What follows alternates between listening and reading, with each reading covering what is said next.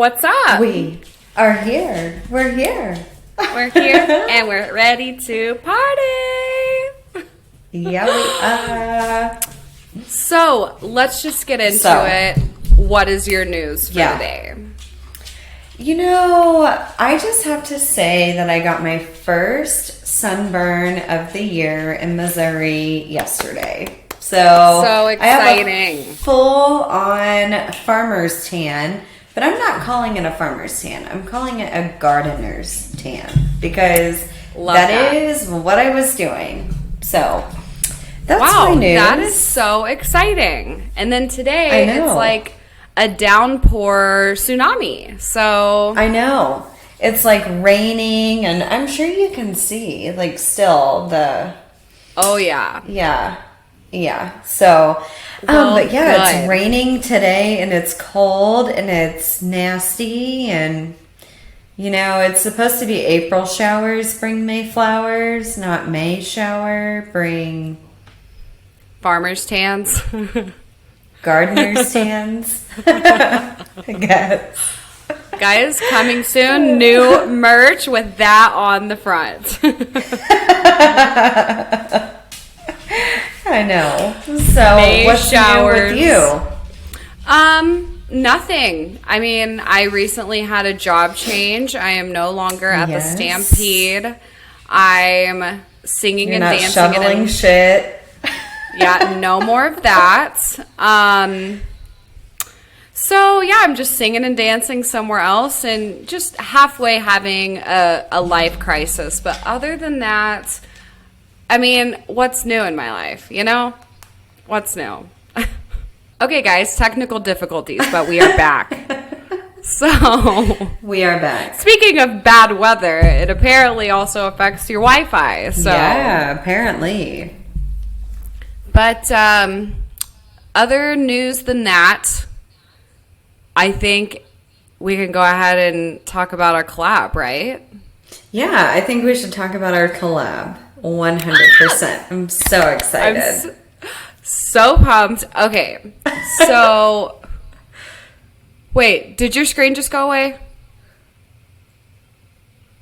I'm gonna scream if your screen just went away. No, I'm here.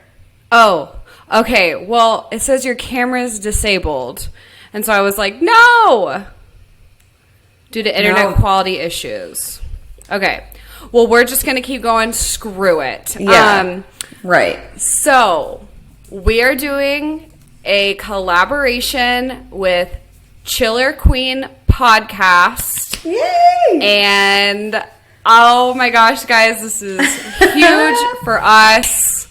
It is huge. Oh my God. If you guys watched 90 Day Fiance during the quarantine in 2020, yes, you will know Avery Cook. Oh my she God. is the host. Right? Huge fan. Huge fan. So, you know, it's like so exciting because number one, like not being selfish, but we deserve this. Like, you and I have worked so hard.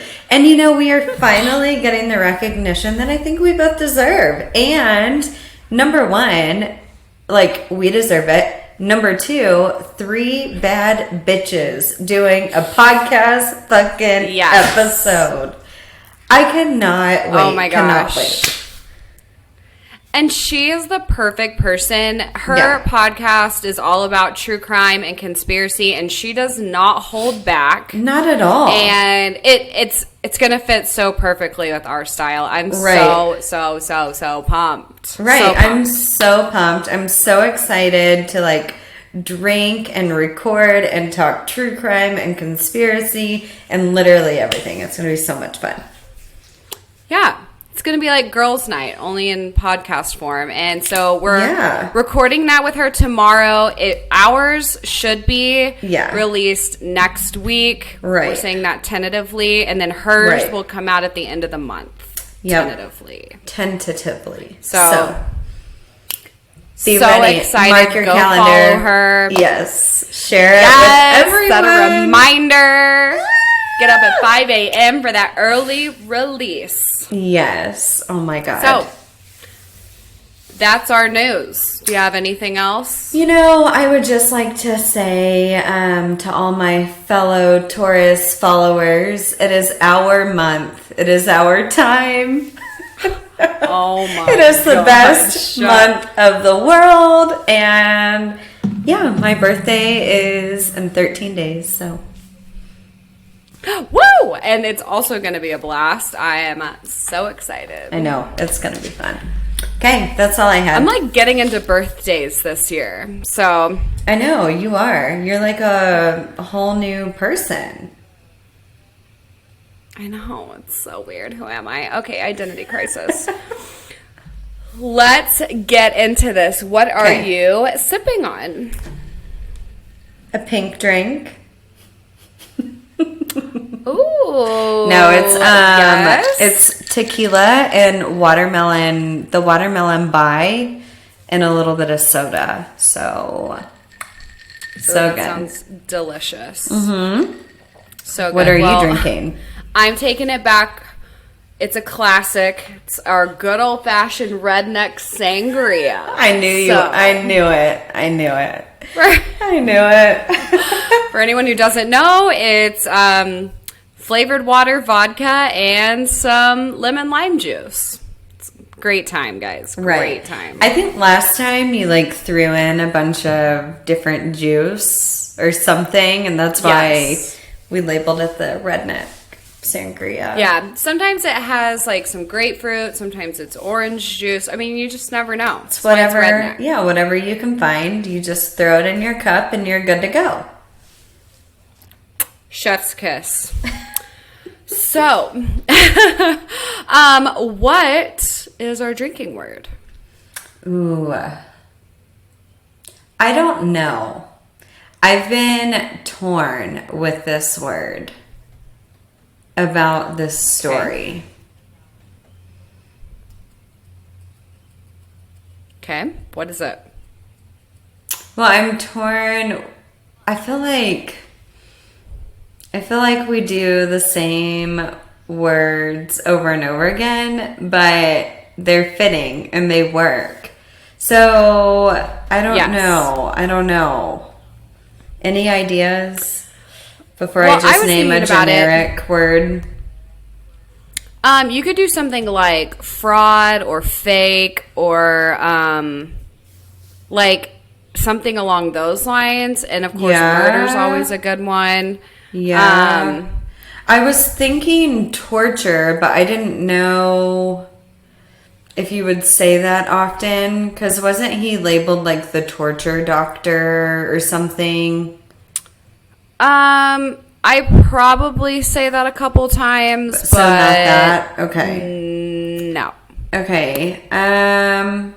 You say fraud a lot? Mm-hmm. I mean, I guess, but it doesn't really go with the murders. Or does it? I mean, kind of. Okay, we'll do... This story is crazy. It is. It is crazy. All right, we'll do fraud. Fuck it. Okay. Fraud, fake, stuff along those lines. Okay. So, quick disclaimer, our videos and podcasts are for entertainment purposes. All information discussed was found on the internet. Keep in mind, we will talk all things sinister that may not be suitable for all audiences. Viewer discretion is advised. So, let me tell you, I have not done more research on a story before because there's so much that is fiction about what we know about this guy. Yeah. And so I was like, wait, what the heck? None of that was true or whatever. So here we go. Today we are talking about H.H. Holmes. He is a clever swindler, a bigot, a womanizer, known for his mysterious murder castle. Mm-hmm. He is considered the U.S.'s first recorded and most prolific serial killer, or is he just a serial liar? Ooh. Dun, dun, dun. So, we, as Alexa pointed out, are talking about Taurus season. So I looked up a Taurus man.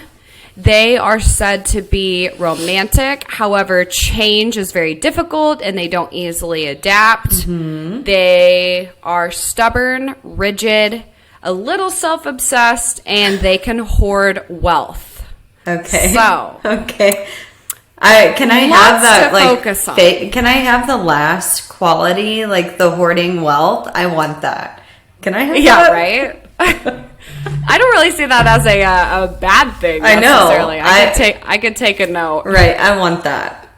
Yeah, and that's actually a really important one for this story, too. Mm-hmm. So, he was born May 16th, 1861 as Herman Webster the names are going to kill me. Mudgett, and later he changes his name 5 million times, so we don't really care to fuck up the first one. So, right. He was born in New Hampshire to first English immigrants. He was the third of 4 kids. His father came from a farming family, so more than likely pretty humble. He was a trader and a house painter and kind of did a lot of odd jobs. So they were devout Methodists, and Herman. Wait, what was his first name? Herman. We'll start with his first name. Herman was considered pretty average, but not stupid, but not overly smart. Okay.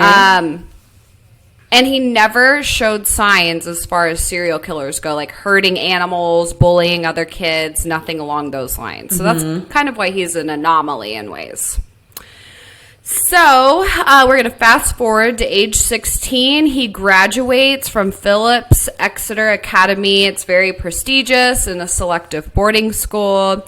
He takes teaching jobs in his hometown surrounding area. And by 1878, he's now 17 years old. He marries Clara Lovering, and they have a son 2 years after their marriage. So they're like, whoop, let's just get right into this. Not really important, but she becomes a certified public accountant, blah, blah, blah. Who cares? Okay, so she's in and out of this picture real fast. So yeah, it sounds like it. Yeah.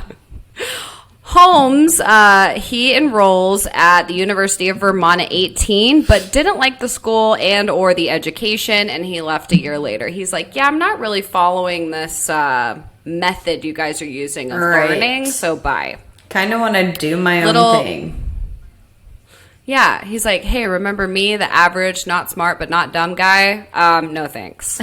So, 1882, he enrolls at the University of Michigan's Department of Medicine and Surgery and actually graduates 2 years later, so it was pretty quick. Guess he kind of got smarter somewhere in this. Right. And while he was there, he worked in the anatomy lab, and he befriended a Professor William Herman, who was the chief anatomy instructor. And during this time, he takes up an interest with cadavers, and it is only rumored that they were part of a grave robbing scheme to supply medical cadavers to teach. Oh, so my God. You've got head of the department, and then you've got your top student. Oh my God. Just really grave sites of dead people. Yeah. Okay. Yes. It's a really, really good look for University of Michigan. Right. So, back to Clara, his wife.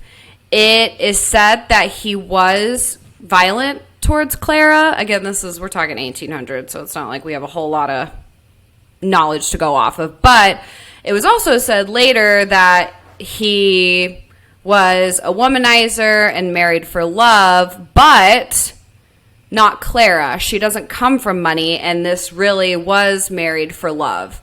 So, let me explain.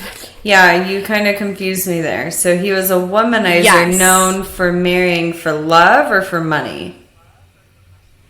He is a womanizer known for marrying for money. Okay, you said for love. I got it. And then you said for her. Yeah, you fucked it up. And then you said for her. Let's just start over. Let's just start this whole thing over. No, so the one thing about Holmes and all of the knowledge and record that we have of this guy, like, you'll read one thing, it'll be like, it was A, B, C, D, and then the other is like, no, it was 1, 2, 3, 4. Like, it's so opposite. It is. And sensationalized. Yeah, and it's I feel crazy. Like all documentaries or like movies, you know, written off of him, they're all so different and they're so biased. Yes. And so you're right. I mean, there are so many stories that you can never truly tell what's true. No, and when you label somebody the U.S.'s first and most prolific serial killer, bitch, that shit better be true. Right. So, right. You're in for a doozy. So anyways, it said he was a womanizer, but they were like, no, but he married Clara for love and he loved her. But then they turn around and say, but he was violent towards her. So it's like, so what is it? Did he love her? Or did he not love her? Like, what the fuck? Yeah. So because then, before he graduates from the University of Michigan, she moves back to New Hampshire. So they're separated but not divorced. And she wrote that she knew little of him after that. Oh, so so much for the love part, right? Right. Sounds like that was missing in their relationship. Yeah. Right. So it's like, okay, well, glad we've got the facts here, people. Yeah. I'm only trying to do a school report here. So. Well, I'll give you your grade at the end of this. Oh, God. Hopefully there's extra credit. So he's like, screw it. I'm going to move to New York. While he is in New York, a little boy goes missing, but it was reported that he was seen walking the streets hand in hand with Holmes. So, yeah, really strange, right? Well, Holmes does admit that the boy came with him, like they left New York and they traveled back to Massachusetts, but no investigation took place, and Holmes once again skipped town. Of course. Yeah. Just a real good guy. So he goes to Pennsylvania next, and he starts working as a keeper in Norristown State Hospital because that's the perfect place for him to be. He should definitely always be near dead people or nearly dead people. Of course. For whatever reason, he quits only a few days later, and he starts working at a pharmacy. But shortly after, a young boy dies from meds that they traced back to this pharmacy. So they were like, hey, I'm pretty sure you just killed someone. But he denies any involvement. And what's he do? He skips town. Right. So, yes, this is where he changes his name again to Henry Howard Holmes, or the infamous H.H. Holmes. Obviously, I think at this point he's actually changed his name about 3 times, and it's obviously to avoid any and all exposure. Right. So he goes to Chicago. We are now in 1886. He is still married to Clara, but he marries another woman, like binding remarries this woman, Murda. He claimed infidelity on Clara's end. He's like, yo, she hopped town with another man, which wasn't true. And so later documents do show that Clara may not have even have known of these claims of infidelity. Oh, my God. My dog is hitting my curtains. Stop it. I don't know why you're doing that. Okay.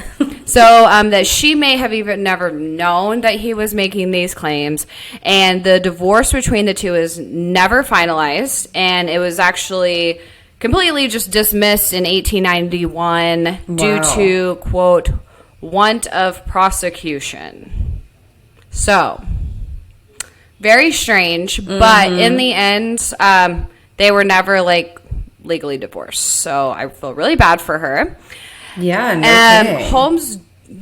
Yeah, just he's, again, womanizer, lover, we don't know. But I'm leaning on the side of womanizer at this point. I'm leaning on the side of womanizer for sure. Because, I mean, think about the times. 1886, like, there is barely any technology. How would she even know, you know, that he's making up these rumors and lies? Or, you know, that he's in a completely different state, married to another woman.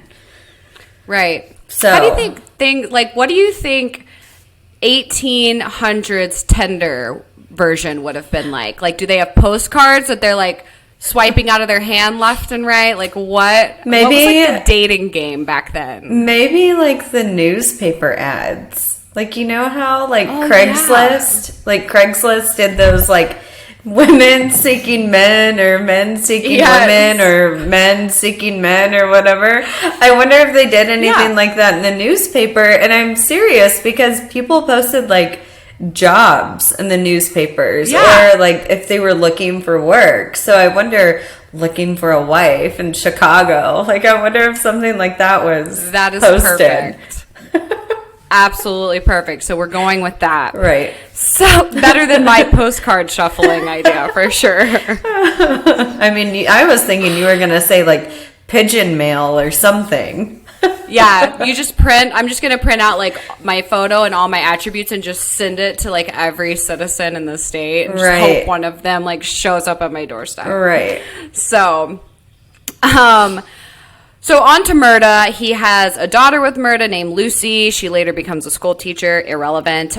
Even though they lived in a nearby Chicago town, he spent most of his time in Chicago on business. So he was away from this wife for long periods of time as well. Or at least not, you know, close by. She wasn't able to, like, really watch him. Right. So let's see. 3 years later, we're in 1894. Holmes decides to marry another woman. Wife number 3.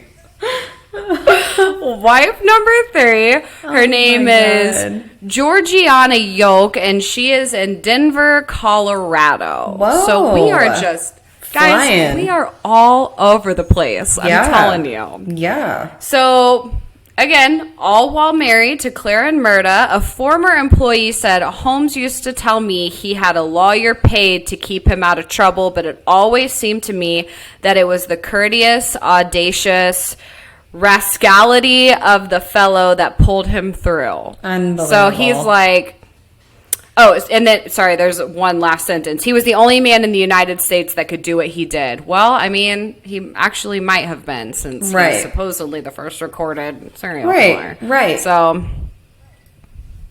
yeah. So we've got out all of his weird travelings and personal life. Let's get on to the bad shit, the really bad shit. Go. So we are going back to 1886. This is when he has left Clara and he first gets involved with Murda, and they are in the Chicago area. So this is what Holmes is known for, and that is his murder castle.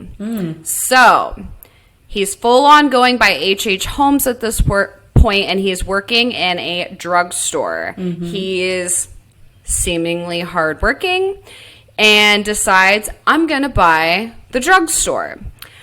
So a lot of people speculate, and it is actually written as fact in most places, that he up and murdered the owners. They were elderly. He took them for their money, and it's none of those are true. And the reason why is because later their bodies, like, they were seen alive long after this happened, and everyone knows where they're buried and blah, blah, blah, blah, blah. So it's actually 100% false, which I'm like, really? I wish it was kind of just like, we don't know, so then we could like keep telling it like it's fact. But and I mean, if he is such a terrible person, you know, it makes sense. It fits his MO. Yeah. But apparently he did it right, and he just bought the damn business.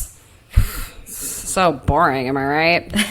All right, so he purchased an empty lot across from this drugstore, and he began constructing a 2-story building.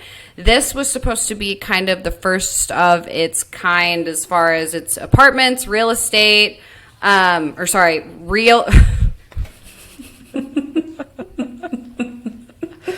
I haven't even said fake yet, and I'm already drunk. Yeah, okay, right? So, it is to be used as apartments, retail space, and another drugstore. Woo. So,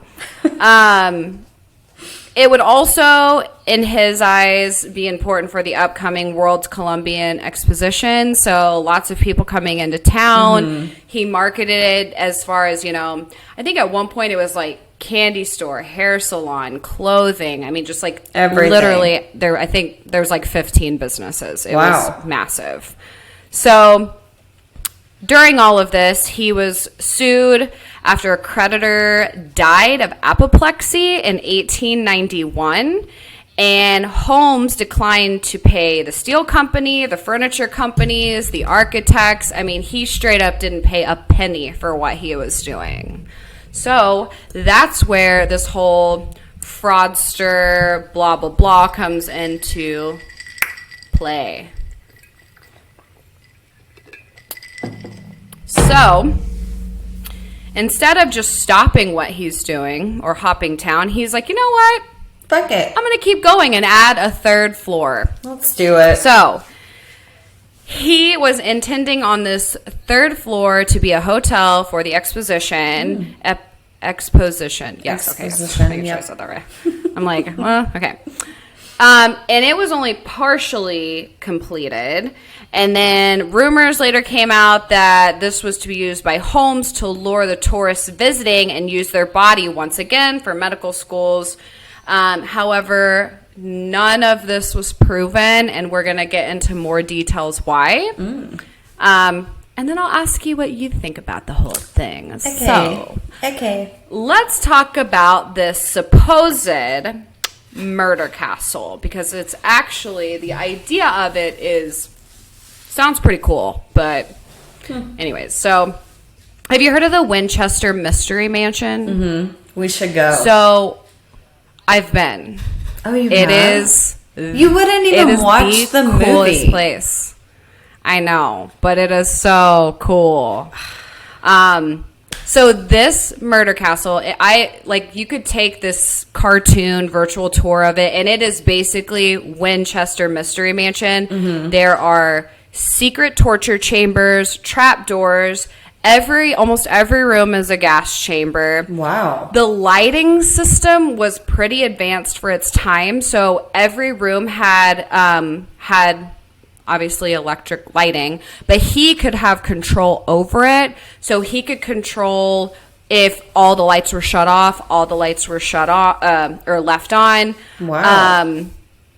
Yeah, there's a crematory in the basement, stairs that lead to walls, hundreds of rooms laid out like a maze that only he understood. There's windowless rooms. However, absolutely none of this is real. I'm looking it up. No way. It's not None real? of it is true. Shut up. And when I'm telling you, I watched documentaries where like historians actually get really pissed because they're like, none of this is factual. So what? So on the History Channel, so what part isn't? Okay, I'm going to just shut up and let you finish because I want to know what isn't true. So here's some weird stuff. So there is a crematory in the basement that was used, and they say, well, it's an extra large. It could have been a furnace that heated the entire place because, again, he had this system set up to where the apartments or the hotel could have benefited, kind of like the lighting situation. Okay, so you're not saying that the actual building isn't true because the building is there, like his home. His home. The building is real, but the details, the gruesome details. Got it. They're saying isn't true. Yeah. No. Okay. And some of it can be explained, and then some of it they are straight up like there was no gas chamber. Some people report that each room had its own tubing system that was set, and they're like, no, none of that is true. None of that was there. Wow. There are some stairs that lead to walls, and that was explained because they were like, he didn't pay his people to finish their work, so they just stopped. Or there are like windowless rooms, there are secret rooms, and in the building process, in order to hide the furniture that he didn't pay for, he would pay someone else to make like a secret chamber here and there to hide the items that he never paid for. Wow. So when you think about it, it's like, okay, it kind of makes sense. Right. But there is one video on YouTube, and I should have wrote down the who it was by, but it's really interesting because it's like it's a little cartoon video, and it's as if you are purchasing the home shortly after it was evacuated by Holmes, and the guests are asking, like, what does that do? What does that do? Or the guest will say, like, we heard there's a crematory in the basement. And then the realtor would be like, well, actually what that was used for was this, and that. Or, I mean, it was very informative and educational, and also probably made for a 5-year-old. But it was really, really good. So some of it can be explained, and the things that can't be explained are, like, the trap doors, things like that. None of that existed in the home. It was all fake news. So good to know that existed way back when. Fake. Yes. Oh, yes. So Holmes was later arrested. A fire actually started in this hotel.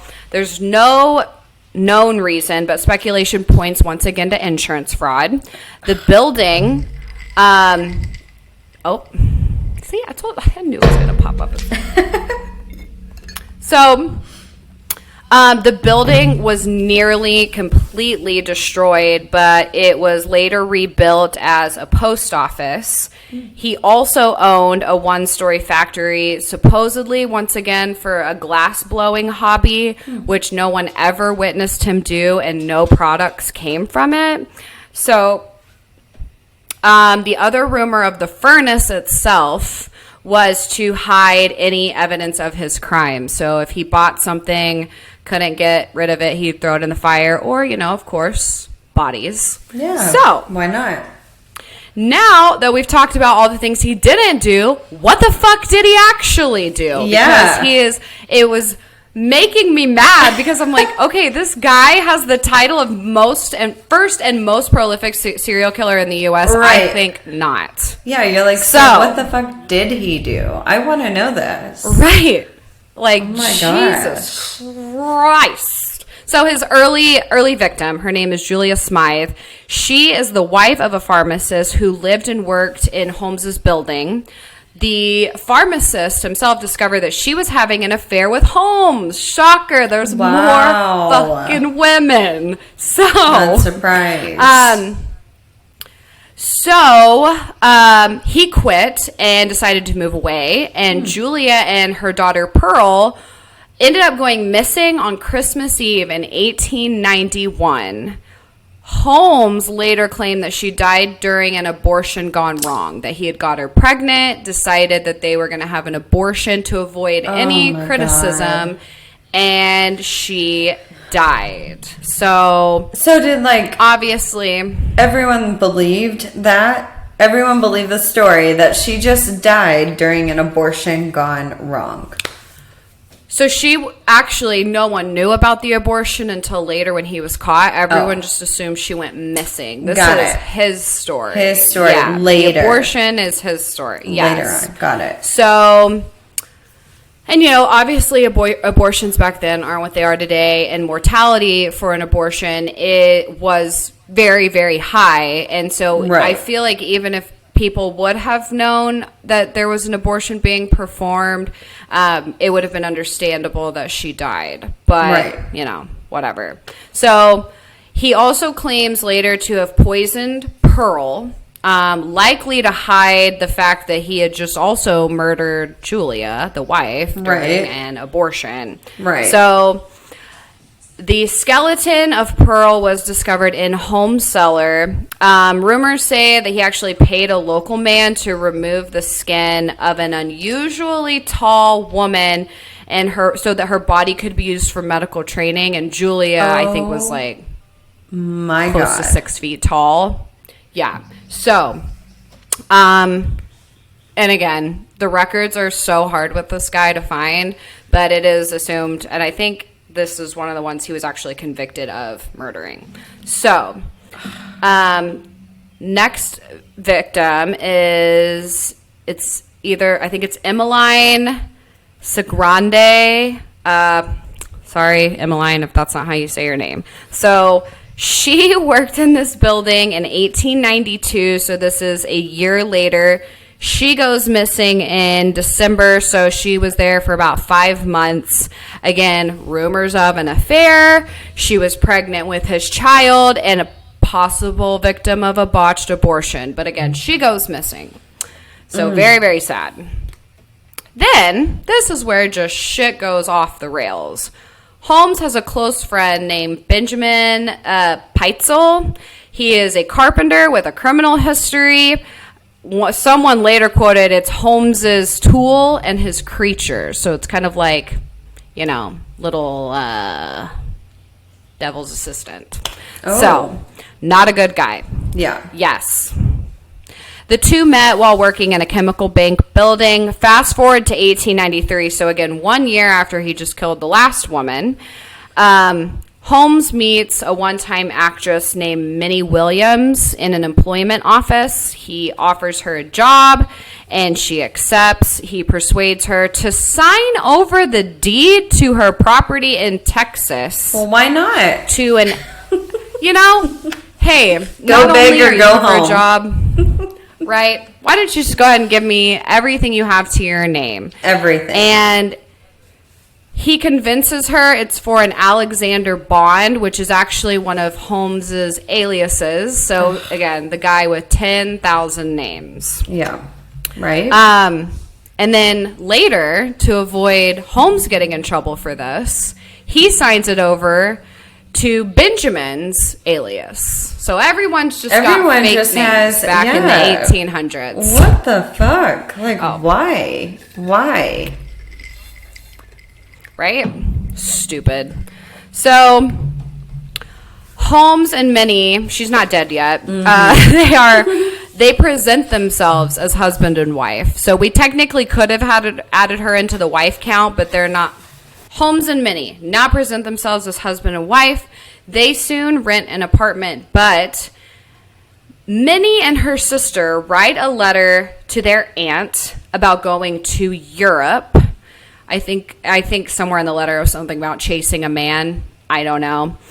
But the two are never seen alive again. Of course. So, you can only imagine. Right. So, out of all of these victims, a body has never been found.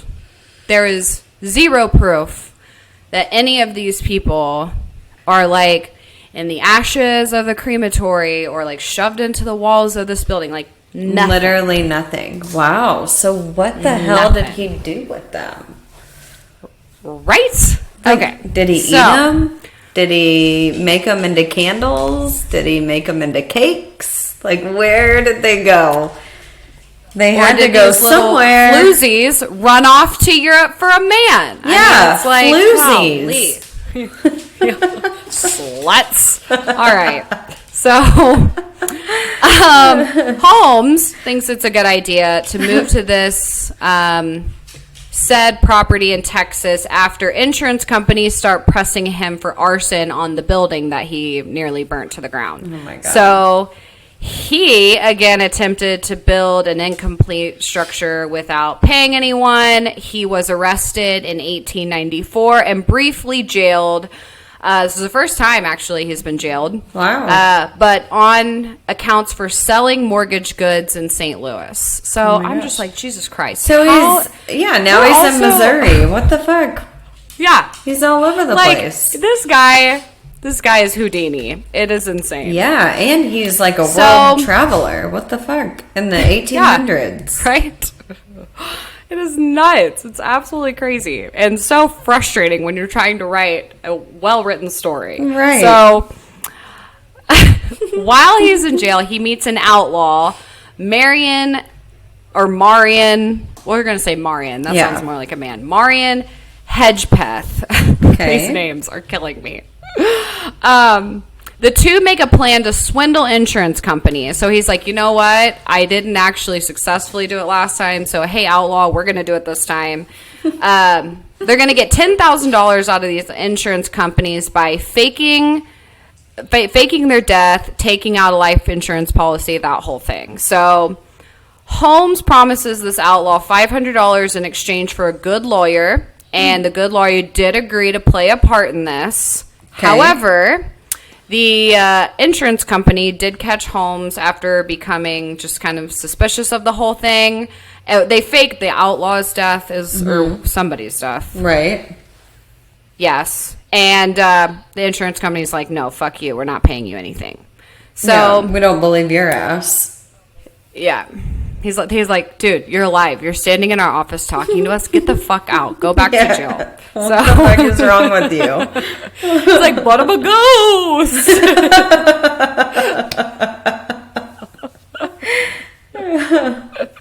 So Holmes is like, you know what? I'm not going to press my luck. So he moves on. He moves back to his friend Benjamin, the former criminal or whatever he was, jack of all trades.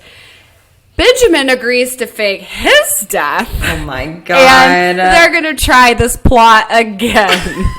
So, it's oh my just God. baffling, really. Of course. Why not? For the most,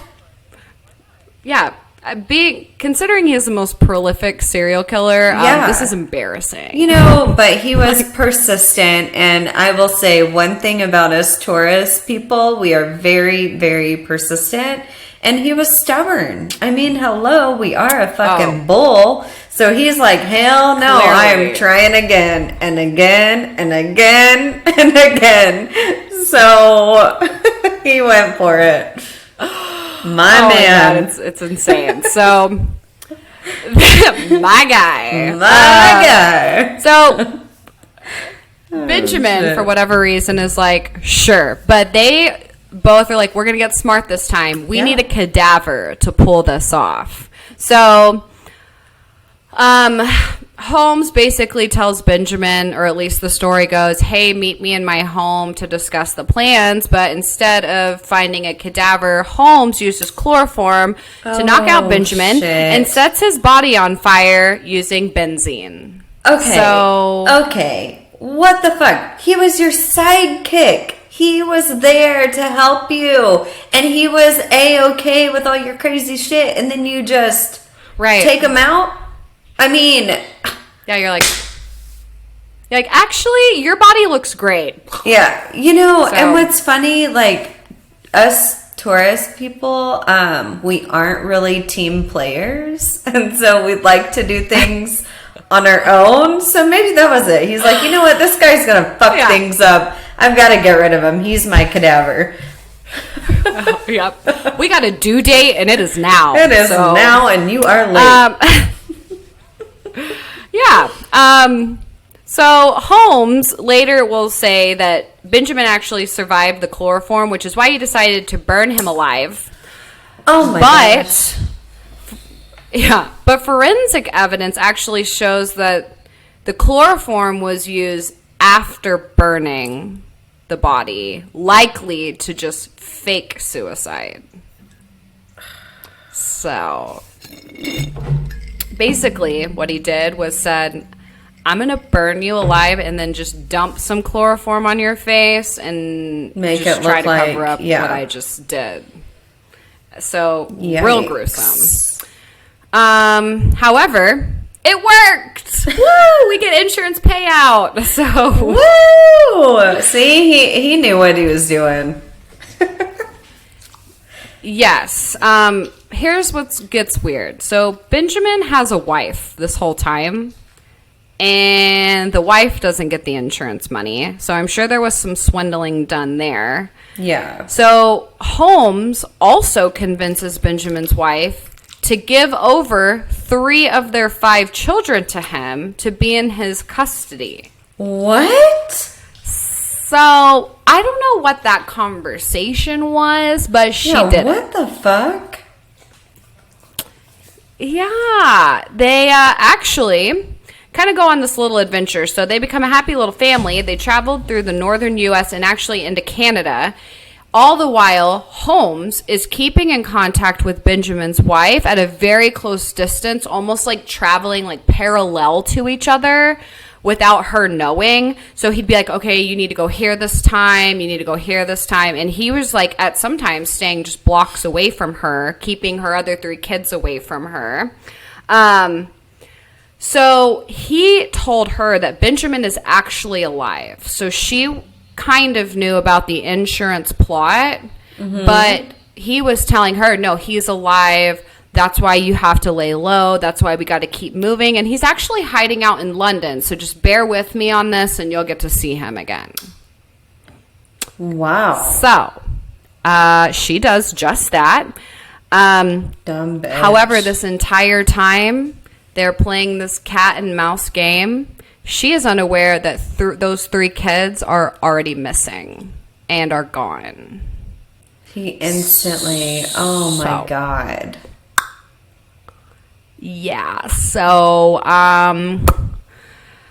also keep in mind, Holmes has like 3 wives at this point too, so I don't know what he's telling them. Plus like a couple of mistresses. Yeah. And like 17 million warrants out for his arrest. So he later confesses to killing the children by forcing them into a large trunk.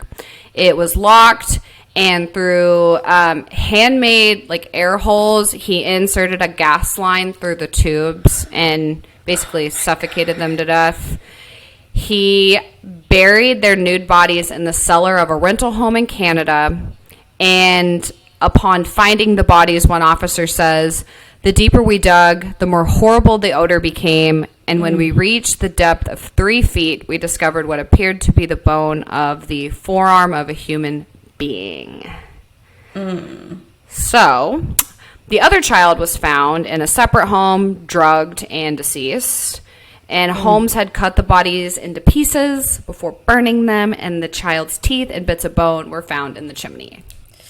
So, and that's okay, this is what's so weird about the other murders is that he left a gold mine of evidence with these kids, which would have been way easier to get rid of. Right. But the others, he was just like, there's no evidence for them at all. Well, and it's like his MO is consistently changing with each murder. Yeah. It's like he's doing completely different things. There is no MO. Right, he's like burning one of them and suffocating the other and drugging the other, and it's like all over the place.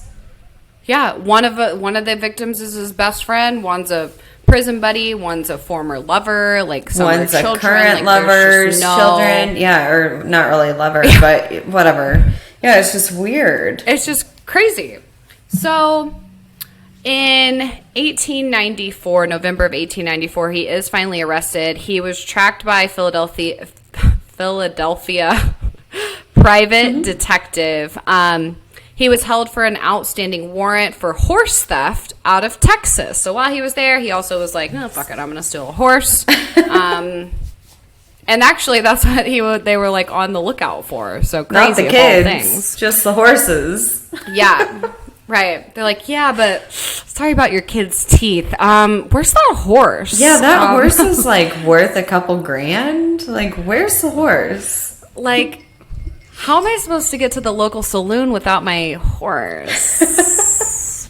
But anyways, after finding the bodies in Canada, investigators were like, wait, we've heard of this murder castle. Maybe we should finally look into that. So they go back to the Chicago castle, and this is where just the sensational rumors began. However, there again is zero evidence of murder that was found that would have convicted him in Chicago. So all the stories, especially of like the torture chambers, like people were, And what's crazy is, like, and I can see why, I guess it's not really crazy, all of the investigators and the police force, like, they were so frustrated with this because they're like, we are just trying to figure out what happened, and you guys are starting these rumors like wildfire, and this is becoming almost like a tourist attraction. Right. And we're just trying to figure out where these people went. Right. Like, we are trying to do our job and solve these murders, and you're not letting us. Quit with your little true crime podcast. Bullshit. We are trying to do adult work. Yeah, we need to do our jobs. So, after being found guilty of the murder of Benjamin, which he was, Holmes was sentenced to death in 1895. He confessed to 27 murders. However, later in jail, he said, it might be upwards of 130. Oh. But here's the thing. We're going to do the flip-floppy, the weird thing. Right. However, some of the people he claimed to have murdered were still alive. Of course. So it's like, no, erase that one from your list. That's actually Betty right there. Betty, hey, see, she's fine. Like, it just doesn't make any sense. So, he was actually paid $7,500 in exchange for his confession. What? But again, most of it was untrue. Yeah, they were like, yeah, most of it wasn't even true. We know we're about to kill you. Yeah, and he was sentenced to death. So what's the point of the money? Right. I don't understand. 1800s, I don't understand you. Right. So, but yeah, they paid him, and that's a shit ton of money for the 1800s. Yeah, like 70. That's a shit ton of money now. Yeah, I mean, $7,500 then is probably what, like 30 grand now? So, I mean, or more than that. 30 million. Oh, shut up. Yeah. 30 million. So, he was like the Jeff Bezos of prison. So, he also made note in his prison confession of his drastic change of appearance. Like, he's like, yeah, I'm looking a little skinny these days, a little haggard, but I'm just not sleeping well lately. So, he was hanged in 1896, so 1 year later. The entire time, he remained calm, amiable, fearless, with very few signs of depression or anxiety. He asked for his coffin to be filled with cement, which was granted, and buried 10 feet deep for concern of grave robbers. Yeah, I was going to say, with what he did, he didn't want someone digging up his own fucking body, so he's like, fill my casket with concrete. I don't want nobody digging me up. I ain't no science experiment. He's like, listen, let me tell you how this works. What they're going to do is, he's like, no, not me. I don't want you dissecting me. So they did. And a lot of people, too, speculated that he escaped the hanging somehow because he is such a fraudster. But they did, like, I think it was back in the 2000s, early 2000s, they exhumed his body and the coffin was filled with cement. So they actually did that. Wow. And he did not escape death. So, this is gruesome. His neck did not initially break from the hanging. It's not funny. Okay. Stop laughing. Okay. Instead, stop laughing.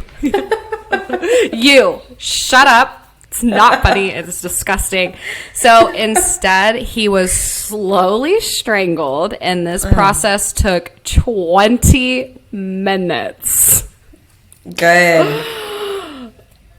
Oh, I just can't. Oh, God. Okay, so can you imagine watching that? That sounds very painful. It sounds like somebody knew what they were doing, and they definitely did that on purpose. Sure. They were like, fuck this guy. Yeah. We're going to make this noose a little loose, and it's not going to break his neck, but guess what? He's going to hang to death and strangle. So it's like, did you hear all the murder castle shit was fake? Well, let's give them a real show this time. Let's show them something that isn't fake.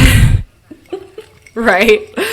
So, Some speculate that he was Jack the Ripper, but the main reason experts deny that is that they are the same person is because they had completely different motives, and H.H. Holmes didn't really have one. No. So Jack the Ripper typically went for poor women, sex workers, people who aren't going to be missed. H.H. Holmes was typically after money, but then he also went for kids and men and anyone else. So they were like, no. Mm-mm. Yeah.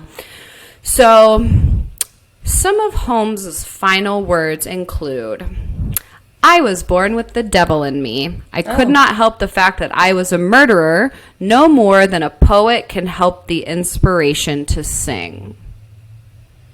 Wow. So my question to you is because, again, I mean, obviously for every people who say, well, it's fake, there's still conspiracy theorists out there that are like, no, this is real. This is how we covered it. And if not, then like, how did he get away with murdering all these other people? So do you think he did it?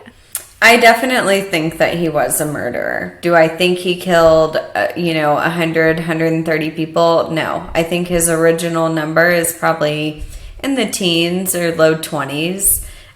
He was a very, very sadistic, narcissistic person. And so I do think he murdered people, but I don't think he did it in the gruesome torture manner that he talks about. I think he definitely lied and fabricated all of that, but he definitely killed people. I think he was a serial killer, and he probably was the first serial killer, but definitely not the world or the most prolific serial killer in that time. Because look at who we just covered, Albert Fish. He was a prolific serial killer, and it was the same time. It was just a little bit shortly after H.H. Holmes. So, I truly don't believe.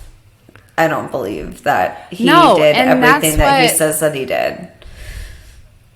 That's what got me about this story was, he was a sick, twisted person who enjoyed cutting open bodies and obviously dismemberment. And I'm sure there was a little bit of torture involved in that. But I'm like, to label him most prolific, I'm like, no. But I also kind of read up on like what makes a serial killer prolific, and it's, they take all things into consideration, obviously body count, the manner in which he did it, and motives behind it. But I'm just like, I mean, he was a sick person who, no, I think he lied about 90% of what he did. Right, and because he was easily caught for the kids' murders. Yeah, and I almost feel like he was just doing whatever he could for attention, whether it was good, bad, and different. Yeah. Like, that's why and I mean, a lot of the documentaries and like movies say like he consistently changed, and you went into it, consistently changed his career path. He consistently changed what he was interested in, whether it was women, whether it was his hobbies, whether it was his job, whether it was his appearance. Like, he consistently changed that because he consistently got bored, and he just wanted that attention, and he was obsessed with himself. Absolutely obsessed. So, I truly don't Good old Taurus. I know, right? I'm not obsessed with myself. Fuck off. Kidding.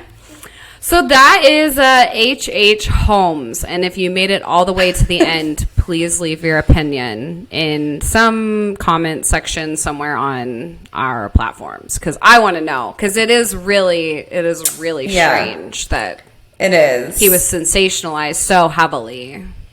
100%. And I feel like any true crime podcast should definitely cover this serial killer. But it's like, I don't know. I feel like he is 100% overrated.